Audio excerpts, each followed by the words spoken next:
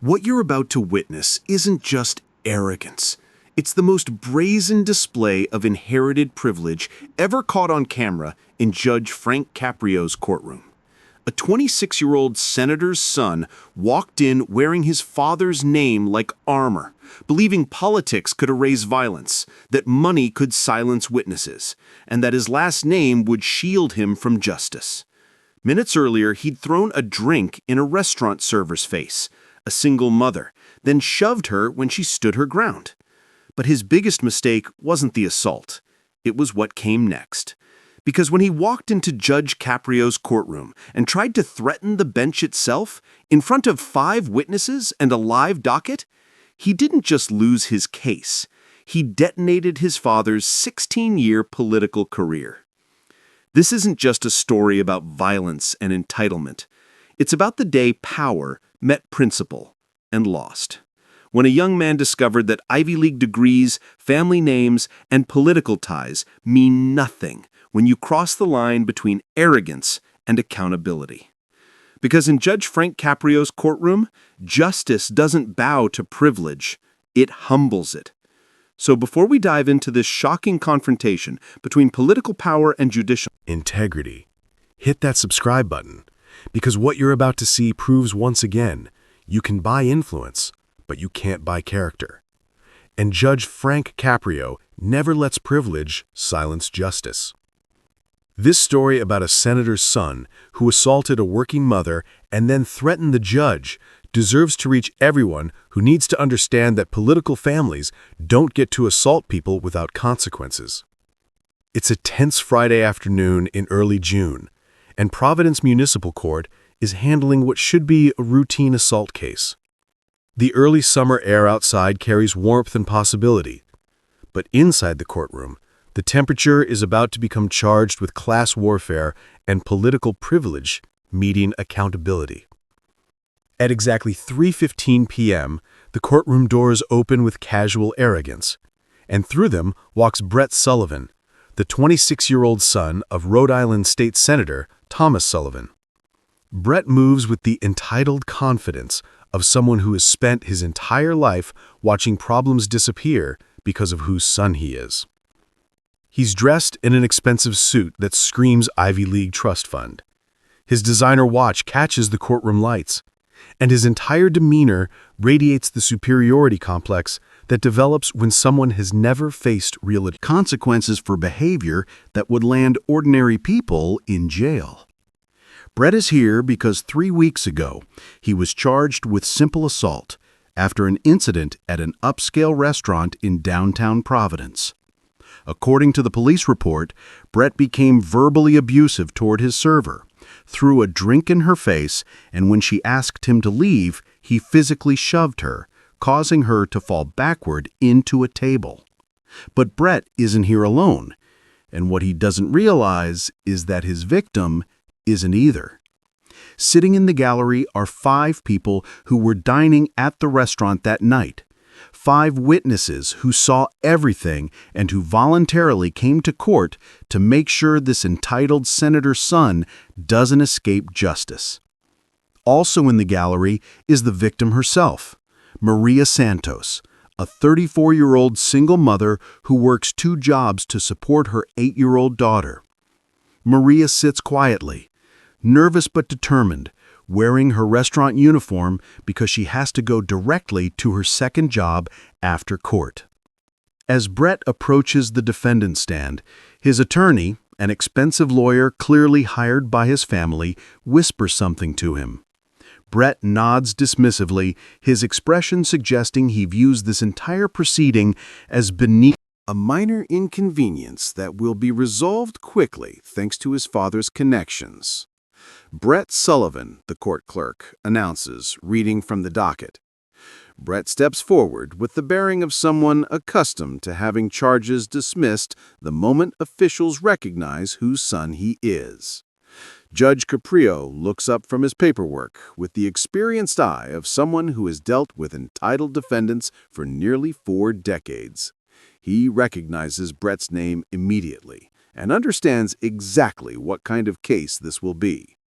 Mr. Sullivan, Judge Caprio begins, his voice carrying measured authority. You're charged with simple assault, specifically on the evening of May 18th at approximately 9:30 p.m. at Riverside Bistro. You're alleged to have thrown a beverage at your server, Maria Santos, and subsequently pushed her, causing her to fall. How do you plead? Brett's attorney steps forward before Brett can speak. Your Honor, my client pleads not guilty. This incident has been grossly mischaracterized. Mr. Sullivan was dining with friends, became frustrated with poor service, and there was a misunderstanding that resulted in accidental contact. No assault occurred. Judge Caprio sets down his pen, that gesture that signals he's about to cut through legal maneuvering. Counselor, The police report indicates there were multiple witnesses to this incident. It also indicates that Ms. Santos sustained bruises from her fall. That doesn't sound like accidental contact. Brett's attorney, clearly used to getting political family members out of trouble, continues smoothly. Your Honor, my client comes from a respected family. His father is Senator Thomas Sullivan. Brett himself is a Yale graduate who has been accepted to Columbia Law School starting this fall. This incident was completely out of character, and we believe a misunderstanding has been blown out of proportion. The mention of Columbia Law School and Senator Sullivan is clearly intended to signal that Brett is someone who deserves special consideration. But Judge Caprio's expression shows he's not impressed by credentials or connections when assault charges are involved. Mr. Sullivan. Judge Caprio addresses Brett directly, ignoring the attorney's attempt to control the narrative. I want to hear from you.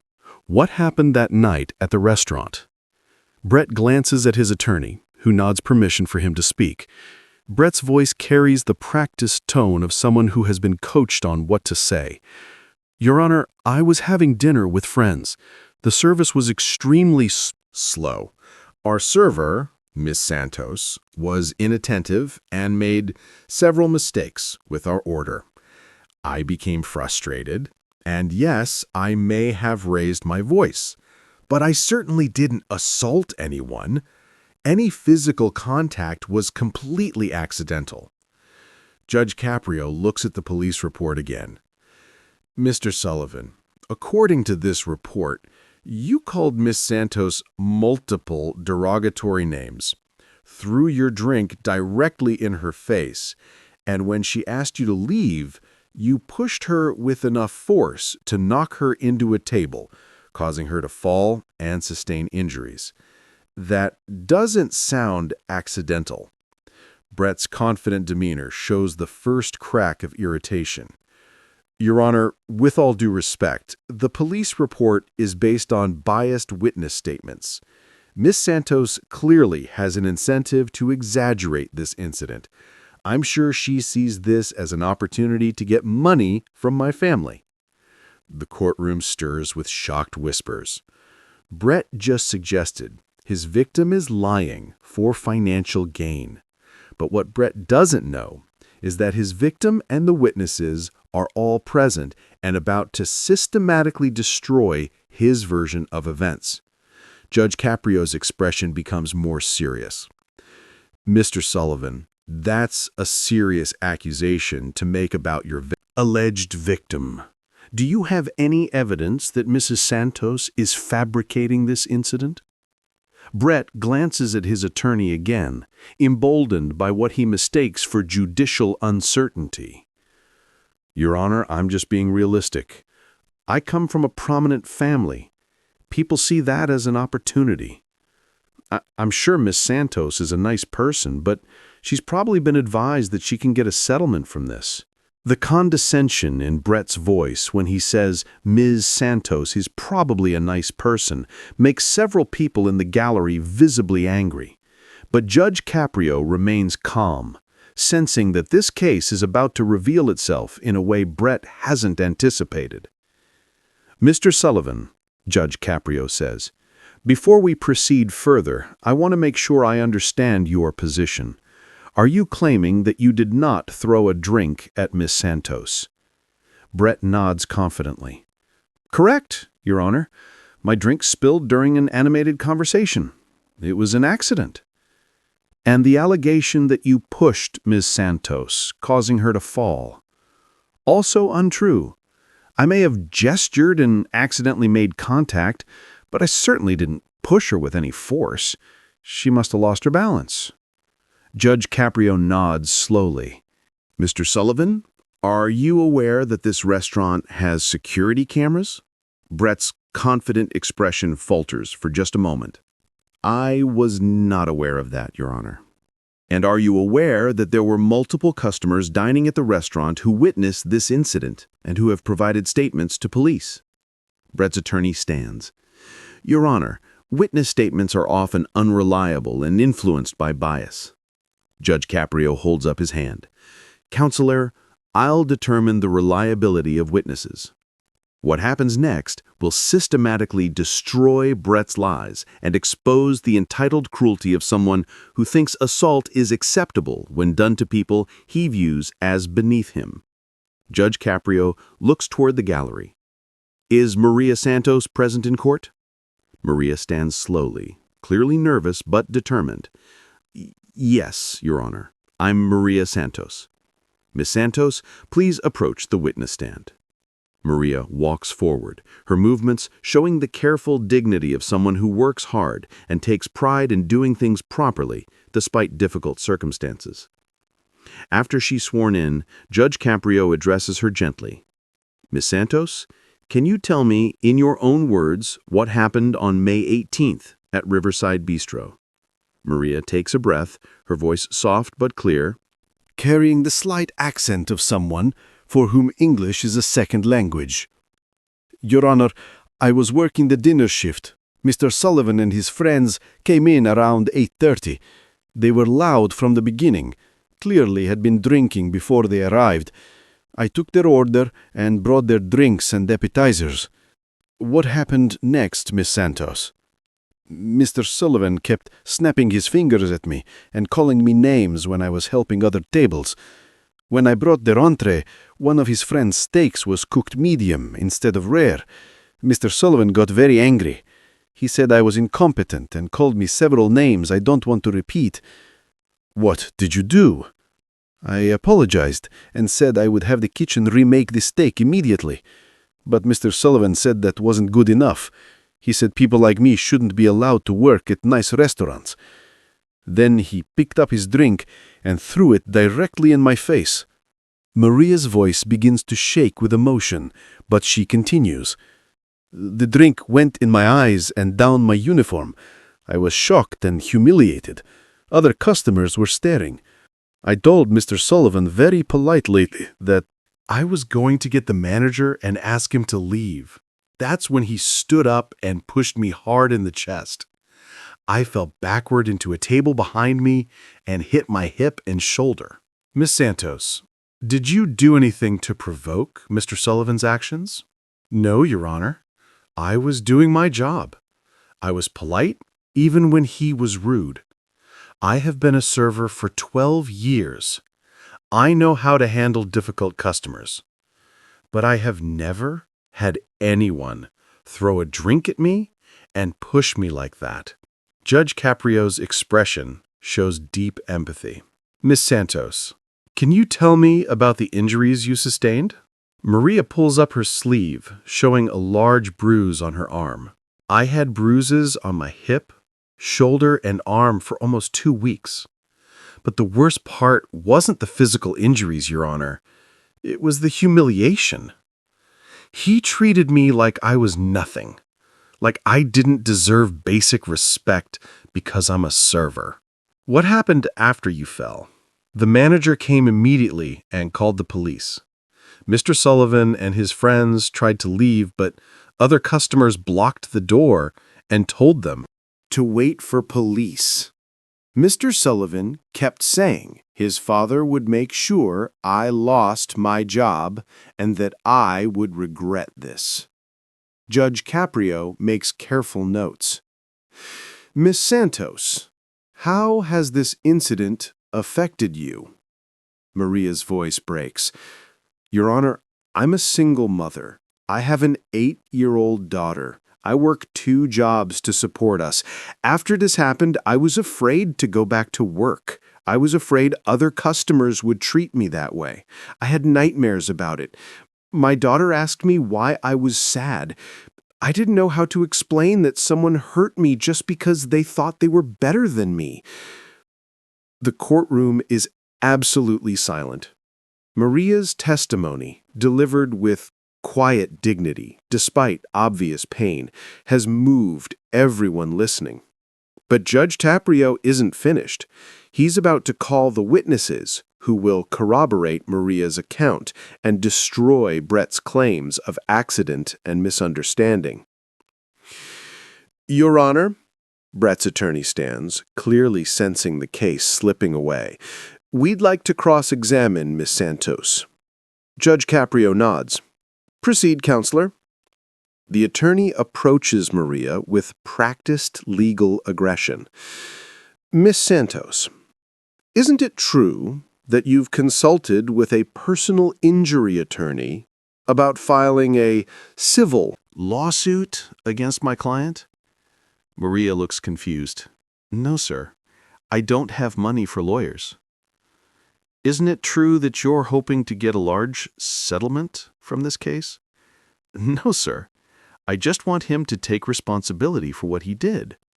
The attorney, finding no weakness in Maria's testimony, tries another approach. Miss Santos, you said my client and his friends had been drinking. Were you keeping track of how much they drank? I know they had drinks at the bar before sitting down, and they ordered a bottle of wine with dinner. So you can't say definitively how intoxicated my client was. I can say he was acting aggressive, and his words were slurred, but he knew exactly what he was doing when he threw that drink at me and pushed me. The attorney realizes he's not damaging Maria's credibility and sits down. Judge Caprio addresses the gallery. I understand there are witnesses to this incident present in court. Will those witnesses please identify themselves? 5 people stand, an elderly couple, a middle-aged man, and 2 women in their 30s. Judge Caprio calls them forward one by one. What they testify will leave no doubt about what happened and will expose Brett's lies completely. The first witness, Robert Chen, a 45-year-old software engineer, testifies clearly. I was dining with my wife 2 tables away from Mr. Sullivan's party. I heard him snapping his fingers at Miss Santos and calling her names. When she brought the food, he became extremely aggressive. I clearly saw him pick up his glass and deliberately throw the contents in her face. It was not an accident.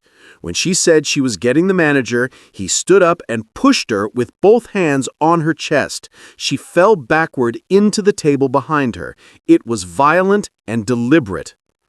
The second witness, Margaret Foster, a 68-year-old retired teacher, provides even more damning testimony.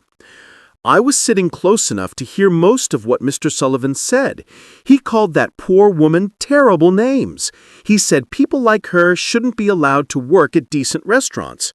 When he threw the drink at her, I gasped. Everyone around us gasped. Then, when she very politely said she would get the manager, he just pushed her. She fell so hard. I thought she was badly hurt. Several of us got up to help. Her Mr. Sullivan and his friends laughed. They actually laughed.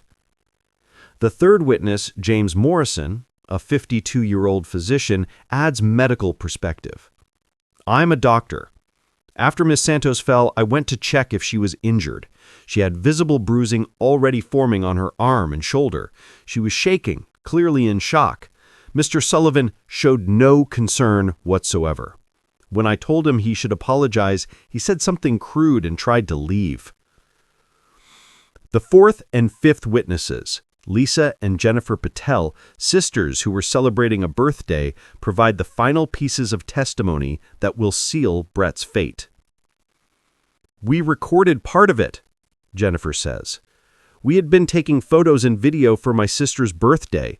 When Mr. Sullivan got loud and aggressive, I started recording in case something happened. We have video of him throwing the drink and pushing Miss Santos." Judge Caprio's eyebrows raise.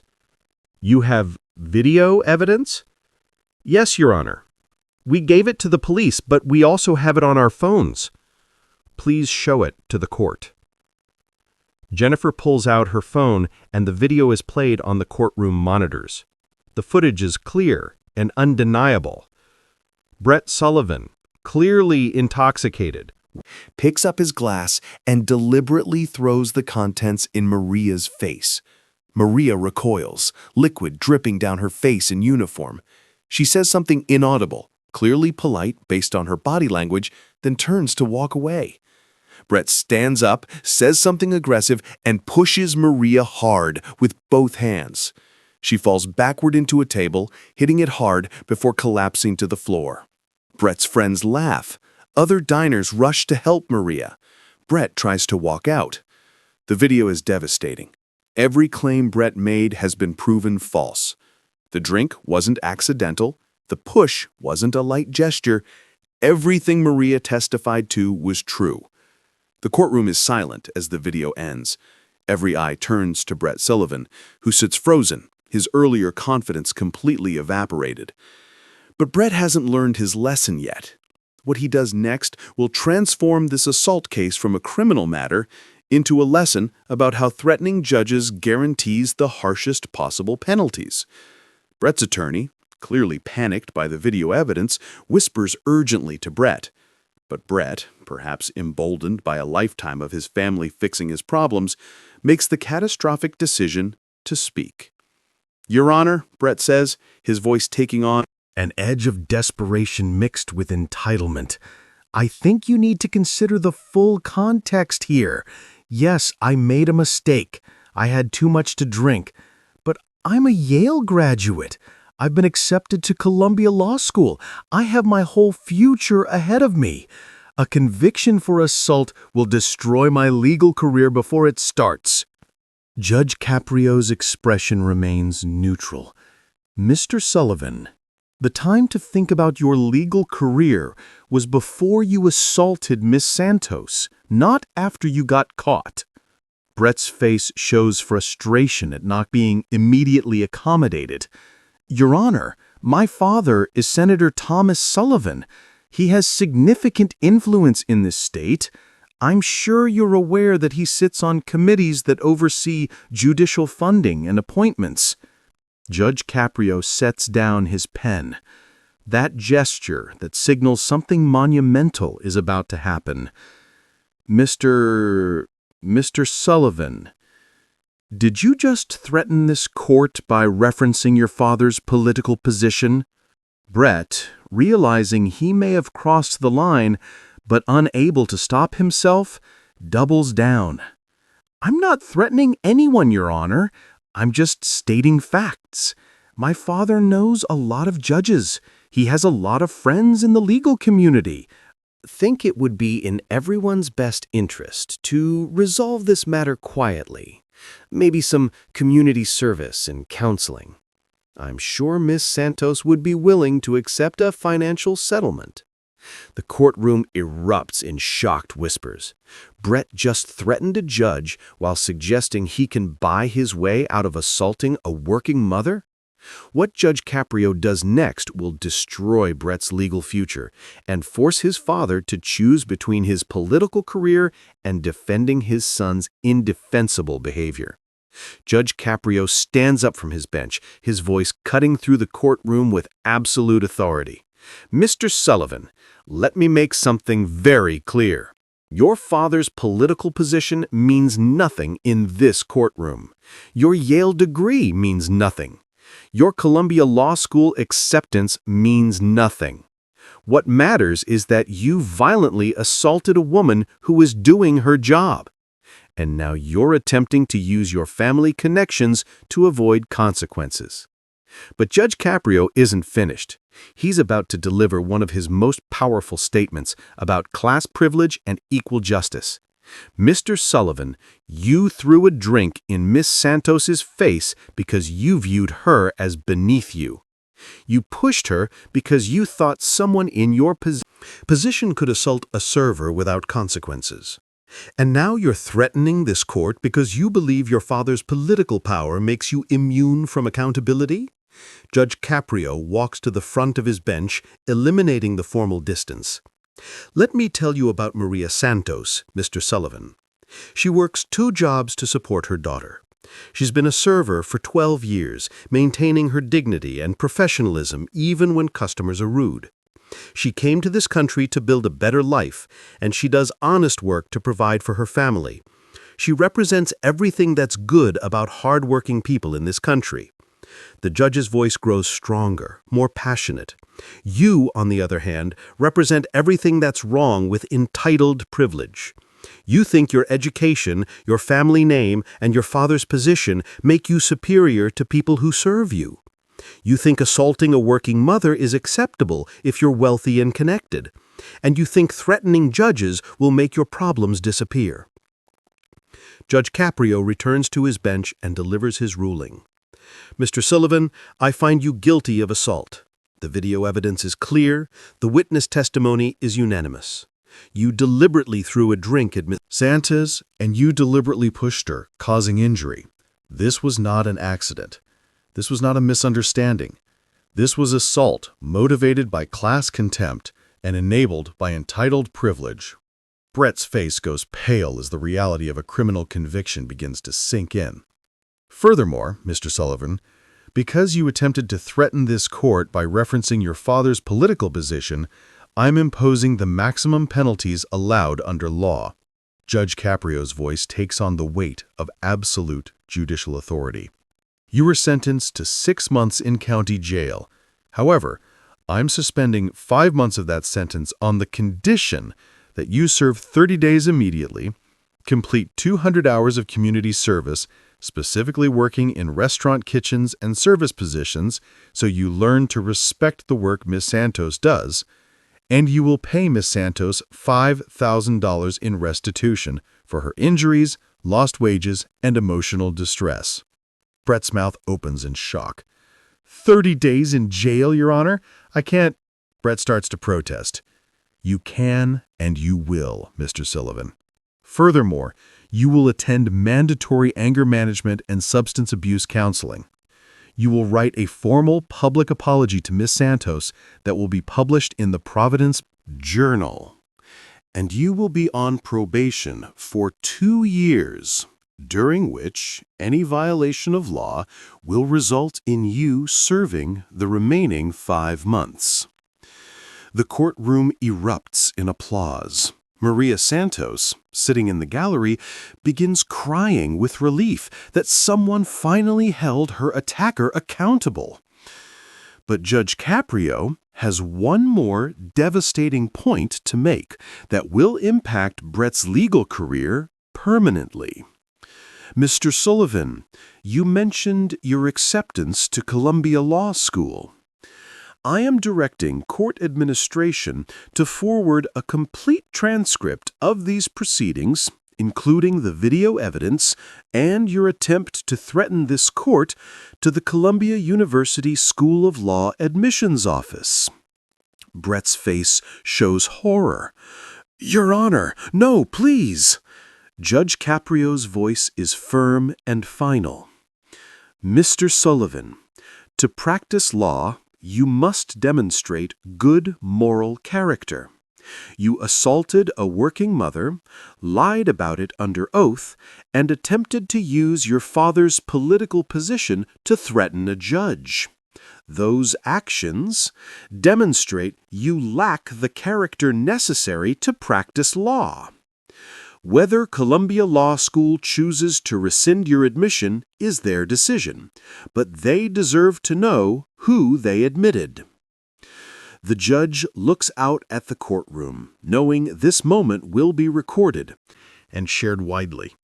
Let this be a lesson to everyone. Your family connections don't excuse assault.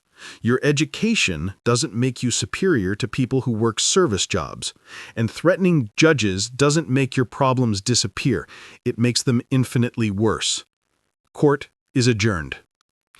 As the courtroom empties, Brett sits alone at the defendant table, his expensive attorney quietly explaining that he'll need to report to county jail within 48 hours to begin serving his 30-day sentence. The privileged life that had protected him from consequences for 26 years just collapsed completely.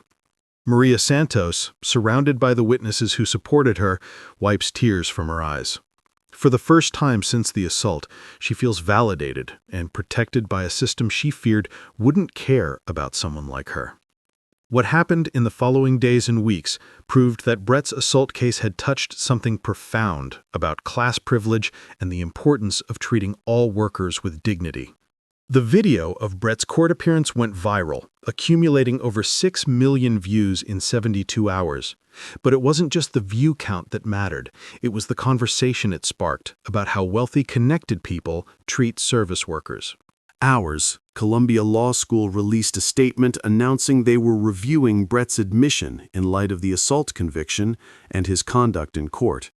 Within 1 week, they officially rescinded his acceptance, citing concerns about moral character and fitness to practice law. Senator Thomas Sullivan attempted to defend his son in a press conference, but it became a political disaster when reporters asked if he believed assault was acceptable as long as the victim was a server. His stammering non-answer went viral for all the wrong reasons. 3 months later, Senator Sullivan announced he would not seek re-election. His political career effectively ended by his son's entitled violence and his own failure to teach his son that all people deserve respect, regardless of their profession. Brett served his 30 days in county jail. He completed his community service working in restaurant kitchens, where he learned firsthand how physically demanding and underappreciated service work is. He wrote his public apology, which was published in the Providence Journal and went viral for its tone-deaf quality that suggested he was apologizing for getting caught rather than for his actions. Maria Santos received her $5,000 in restitution. She used it to take her daughter on their first real vacation, a week at a modest beach house where for the first time in years she could rest without worrying about money. The witnesses who came forward were celebrated in Rhode Island as examples of citizens who stood up when they saw injustice. The Patel sisters' video became a case study in why bystanders should document incidents when they see wrong being done. 6 months after his conviction, Brett attempted to apply to other law schools. Every application was rejected. His assault, conviction, and the viral video of his courtroom behavior made him unemployable in the legal field. Today, Brett works in sales for a company owned by a family friend. He makes a fraction of what he expected to earn as a lawyer. He will spend the rest of his life carrying the weight of 30 seconds of violence and 5 minutes of arrogance that destroyed everything he built. Brett Sullivan's downfall wasn't written by a courtroom. It was written by his own ego, broadcast for the world to see.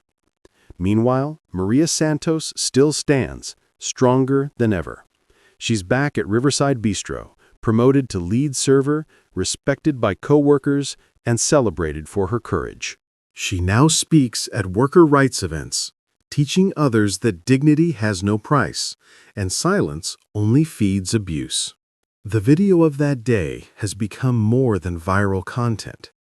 It's a mirror, a reminder that privilege is not protection and anger is not authority. That no last name, no status, and no family connection can shield someone from the consequences of cruelty. And above all, it's a lesson in judicial integrity. Because when Brett Sullivan tried to intimidate the court, he didn't face a man to fear, he faced a judge who refused to bend.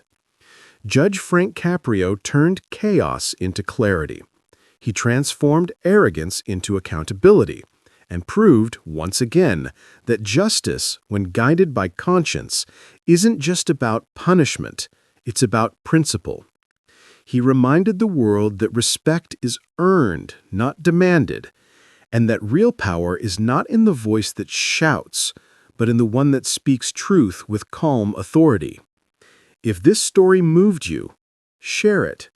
Because in a time when arrogance too often goes unpunished, Judge Frank Caprio reminds us all that integrity, compassion, and courage still have a place in the courtroom, and that justice with humanity will always stand taller than privilege.